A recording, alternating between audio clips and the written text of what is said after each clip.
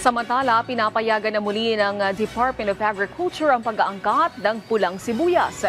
Ito'y para matiyak ang stable na presyo nito sa merkado. At bukod dito, may trial importation na rin ng carrots mula sa China. Si Vel Custodio sa sentro ng balita.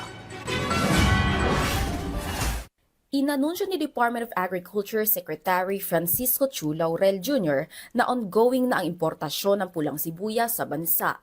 3,000 hanggang 5,000 metrikong tonelada ang ipapasok na red onions sa Pilipinas.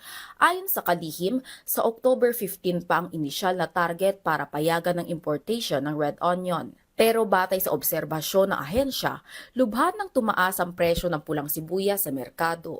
Tumaas na yung red onion last week or 2 weeks ago up to 140, 160, which is kind of too much. So I have a feeling na yung current local stocks na natitira ay mukhang pinipigil ng konti para to maximize. So that's why I ordered na silently na magpasok na last week. Nauna nang nagpasok ng imported white onions noong nakaraang buwan matapos sumipa ang presyo nito hanggang 160 pesos kada kilo. Sa ngayon, bumaba na sa 100 hanggang 120 pesos ang kilo ng puting sibuyas. Tiniyak naman ng kalihim na ihihinto na ang importation ng sibuyas 1 buwan bago ang panahon ng anihan na posibleng magsimula sa Disyembre. Samantala, nagsimula ng magsagawa ng trial importation ng carrots mula China nitong October 1. Ayon kay Secretary Laurel, 100 metrikong tonelada muna ng carrots ang papayagang ipasok sa bansa. Yung carrots trial pa lang kasi it's the first time we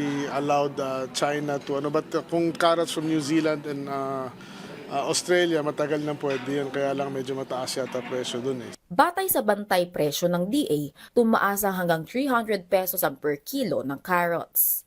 Pinag-aaralan na rin ng Agriculture Department na gawing alternative supply source ang gulay ang Cambodia. Vel Custodio para sa Pambansang TV sa Bagong Pilipinas.